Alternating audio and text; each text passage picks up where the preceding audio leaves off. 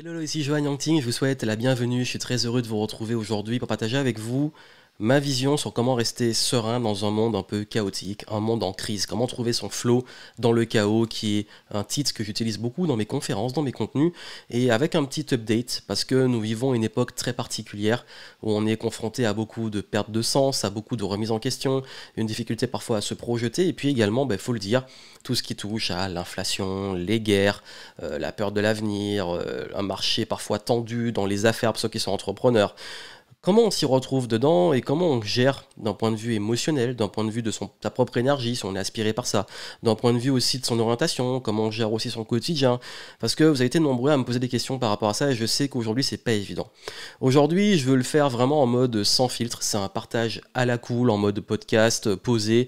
Et vraiment, encore une fois, moi j'ai pas toutes les réponses universelles, c'est plus vraiment un partage de vision. Et pour vous donner peut-être des idées, des outils de façon simple pour gérer ce genre de période et surtout vous aider à naviguer dans cette incertitude, ce chaos. Même si j'en ai beaucoup parlé cette année, je voulais quand même faire un update parce que c'est vrai que là, maintenant qu'on arrive dans l'automne et puis les journées qui vont se raccourcir, et pour ceux qui sont dans un climat tempéré, et parce que je sais qu'il y a beaucoup aussi qui sont aux Antilles, donc pas forcément impactés, mais on est impacté aussi par d'autres problématiques dont j'ai parlé. Donc comment on gère ça? Moi j'aime beaucoup la citation de Bruce Lee qui disait Be water, my friend. D'être agile comme l'eau. C'est d'ailleurs vraiment la philosophie du flow tasking. D'ailleurs, si vous ne l'avez pas lu vraiment par rapport au fait de trouver son flow et tout, je vous invite fortement à lire mon livre Flow Tasking. Si vous ne l'avez pas, je vous mettrai le lien en descriptif sur vraiment comment trouver votre flow, comment également être plus agile, comment également mieux gérer votre organisation, votre énergie. Bref, vraiment aller découvrir cette nouvelle philosophie que j'ai lancée récemment, qui peut aller plus loin sur ce que j'ai partagé avec vous. D'ailleurs, j'ai fait une tournée de conférences sur cette thématique, donc vu les retours que j'ai eus sur comment on gère les hauts et les bas, comment on remonte après des échecs, comment on gère aussi l'incertitude. Donc je pense que ça pourra vraiment vous plaire. Si vous ne l'avez pas encore lu, commandez-le, et si vous l'avez déjà lu, laissez-moi des petits retours, ça fait plaisir. Comme je vous ai dit, en fait, en ce moment, je crois que dans le contexte dans lequel on est, il est très très très très très facile de se laisser, comme je dis, partir dans peut-être une certaine forme de pessimisme ou même de négativité ou même on a envie de soit tout comprendre, soit contrôler parce qu'on trouve une forme d'injustice, soit peut-être aussi céder à la colère. Bref, ça travaille beaucoup les émotions. Et par rapport à ça, je voudrais commencer par vous inviter à déculpabiliser. Parce que je crois que souvent, quand on est dans ce genre de contexte, on a tendance à culpabiliser de plein de façons différentes. Culpabiliser de ressentir des émotions. Juste d'être en colère, d'être triste, de pas être bien. Et on se dit, mais je devrais pas être comme ça, surtout dans la culture de la pensée positive, truc que je déteste. Moi, je suis plutôt pour la pensée constructive. Mais l'idée, c'est pas de vous culpabiliser dans le sens, ouais, mais je vis des émotions. Encore heureux que vous en ayez, parce que vous êtes humain. Ou même de parfois culpabiliser de ne peut-être pas ressentir des choses, de ne pas se sentir concerné avec tous les problèmes du moment. Et c'est ok. Encore une fois, il n'y a pas de règle. C'est votre vie, c'est votre perception. Pourquoi on serait là pour juger une perception, un ressenti, une forme de... Nous sommes tous différents, tous humains, avec un vécu et tout. Il y a des causes qui peut-être peuvent tous nous toucher, d'autres un peu moins. Parfois, c'est plus proche de nous, on est plus dans une identification. Des fois, on a plus de recul. C'est ok. En fait, chacun est différent et ne culpabilisez pas de ne pas réagir aux mêmes choses que tout le monde. Et je pense que ça, c'est important parce qu'aujourd'hui, il y a beaucoup ce truc de... On oblige limite chacun à donner une opinion ou on oblige chacun à toujours avoir un avis sur tout. Mais est-ce qu'on est vraiment obligé? Ou on oblige chacun à être indigné de tout. On oblige chacun à... Ou alors ne pas s'indigner. En gros, il y a une sorte parfois même de pression, surtout avec les réseaux sociaux, de comment il faudrait réagir à chaque fois. Tout ne mérite pas une réaction. Et vous êtes humain. Donc vous avez le droit, encore heureux, de ressentir ou pas des choses selon le contexte de ce qui vous touche et vous touche pas. Ça n'enlève pas votre humanité. Donc sur ça, je veux vraiment que vous puissiez déculpabiliser, ne soyez pas dans une pression du il faut, juste écoutez-vous. Écoutez-vous et acceptez de vivre des émotions, ou parfois acceptez de vous sentir moins concerné ou de pas, voilà. Je pense qu'on est, en tant qu'humain, surtout aujourd'hui, on a beaucoup accès à l'information, on n'est pas tout le temps obligé constamment, de tout porter sur les épaules, de devoir réagir à tout, devoir être informé de tout. Il y a vraiment ce truc, hein, parfois même dans l'environnement, l'entourage. T'as entendu, il s'est passé ça, tel drama, tel truc, telle nouvelle politique, telle nouvelle qui s'est passée, c'est horrible. Et puis à chaque fois, on n'a rien demandé, mais l'information, elle arrive tout le temps. Donc je pense que c'est important d'avoir ce recul et juste accepter, oui, que vous avez des filtres et qu'il y a des choses qui peuvent vous toucher, d'autres moins, et juste déculpabiliser. C'est mon premier message. Le deuxième, c'est de ne pas chercher à convaincre les autres. Parce que justement, s'il y a des choses qui vous touchent, ne cherchez pas absolument à intégrer les autres dans votre cause. On peut, quand il y a une cause importante, partager des initiatives, faire ce qu'il y a à faire sur ce que vous contrôlez, mais n'essayez pas d'être dans le forcing d'emmener les autres ou de les faire culpabiliser eux-mêmes. Parce que c'est le danger. Je vous dis de ne pas culpabiliser vous, mais ne faites pas culpabiliser les autres. Parce que je crois que ça, c'est aussi justement par rapport à certaines frustrations, de l'épuisement ou des formes d'injustice, on a envie que tout le monde nous suive ou comprenne.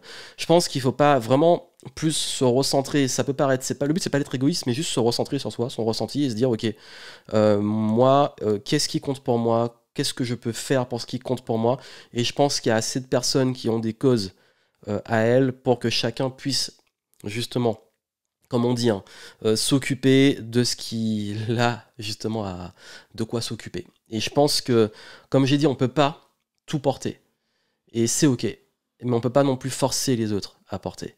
Donc c'est vraiment l'idée. Je sais que parfois c'est un peu mal compris ce que je dis, ou alors que c'est mal interprété, ou alors que ça peut créer, justement par cette nécessité de convaincre ou de vouloir impliquer les autres, une forme de réaction parfois très émotionnelle, mais je veux juste vous dire, ouais, déculpabilisez-vous, mais ne faites pas culpabiliser non plus les autres.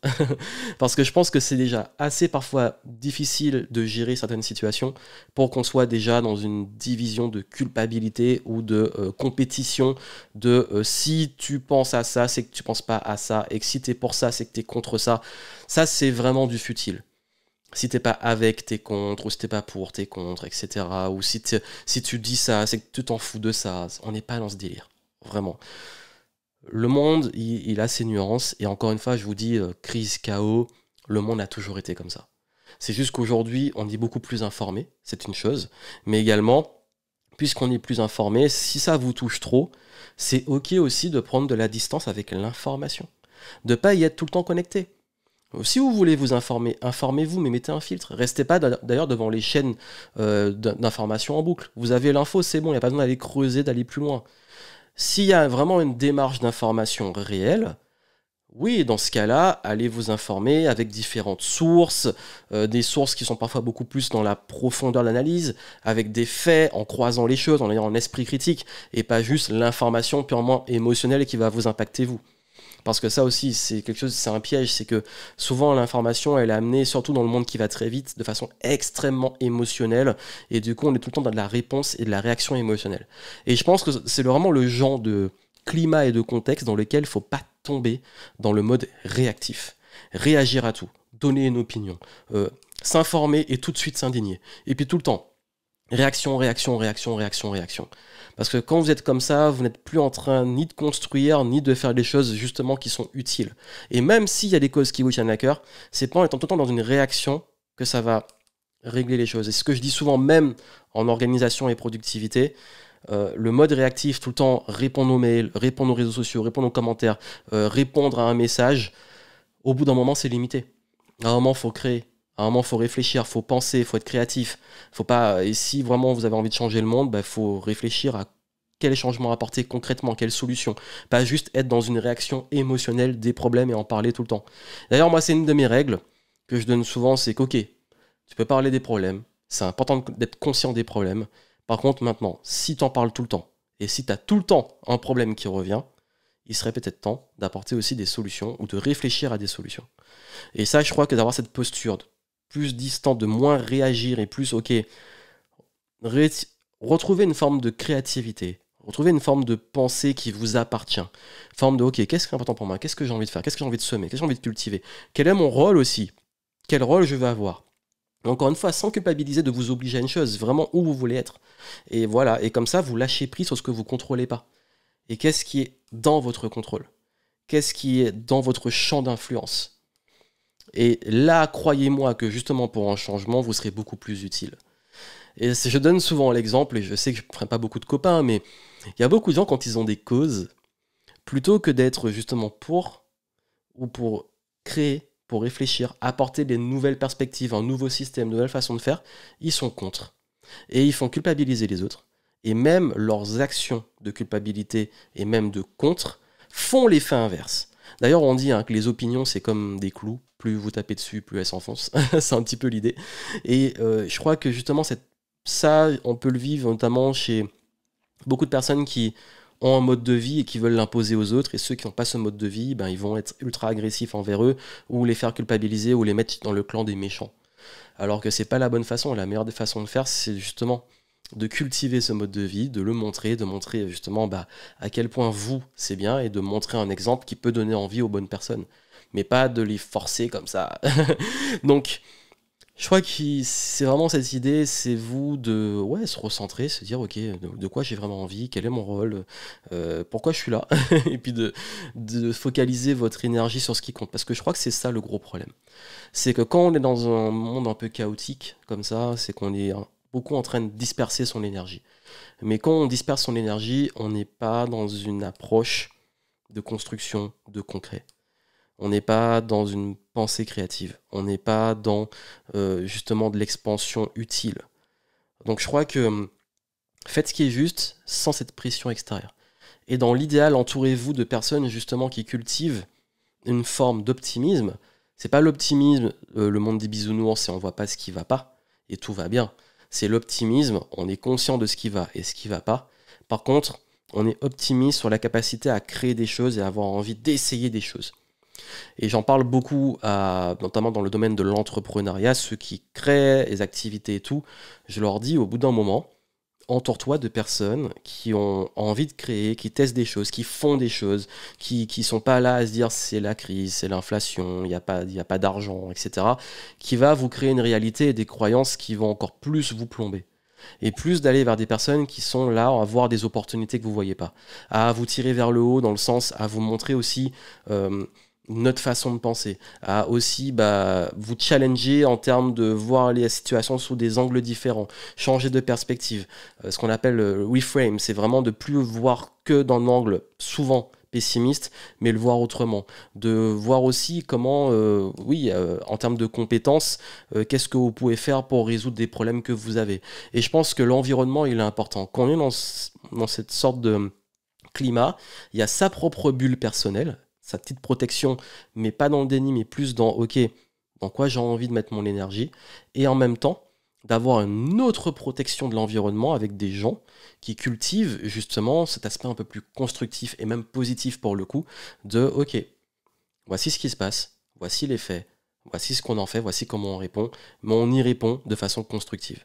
Et je crois vraiment que c'est une posture qui est importante aujourd'hui parce que, encore une fois, moi je suis là pour dire que chacun est libre du rôle qu'il veut jouer, des causes dans lesquelles il veut aller, et voilà, mais on n'est pas à culpabiliser ou à faire culpabiliser, à être uniquement dans de la consommation d'infos ou de voir les problèmes, mais plus dans ok, bon, aujourd'hui, surtout, mais c'est quoi qu'on fait? Mais sans se mettre non plus une pression. Si vous n'avez pas envie de résoudre tous les problèmes ou de vous mettre ce genre de pression, vous n'êtes pas obligé non plus. Donc je pense que c'est plus ça, c'est comme ça que je vois vraiment les choses. Et c'est un petit partage spontané. Il n'y a pas vraiment une grosse préparation, il n'y a pas vraiment une idée unique que j'ai envie de faire passer, si ce n'est justement de retrouver une forme de paix et de sérénité qui est extrêmement nécessaire, parce que si je pense qu'il y a beaucoup plus de personnes qui arrivent à être beaucoup plus posées, beaucoup plus calmes, beaucoup plus réfléchies dans les réponses, ça peut, et je pense, aider à créer moins de bordel et moins de chaos. Et surtout à créer peut-être des choses beaucoup plus constructives. Donc je pense que c'est aussi ça, parce que sinon on est trop dans tout le temps de l'émotionnel, et qui va, qui vient, qui crée de la réaction, et qui crée encore plus de chaos, et là on n'en sort pas. Mais là je m'adresse à vous en tant que personne. Je pense que vous cultivez la paix et la liberté, et que cette paix et la liberté, cette liberté, elle commence déjà en vous. On ne peut pas créer un monde plus en paix et plus libre si on n'est pas déjà soi-même en paix et libre. Je vous laisse méditer dessus. C'était un partage du cœur. Vous en faites ce que vous voulez, si vous voulez le partager, si vous voulez partager votre ressenti et tout. bien entendu en restant dans la bienveillance, bah, je serais très heureux d'avoir vos retours. Mais en tout cas, je vous souhaite, vous, justement, cette paix et cette liberté. À très bientôt.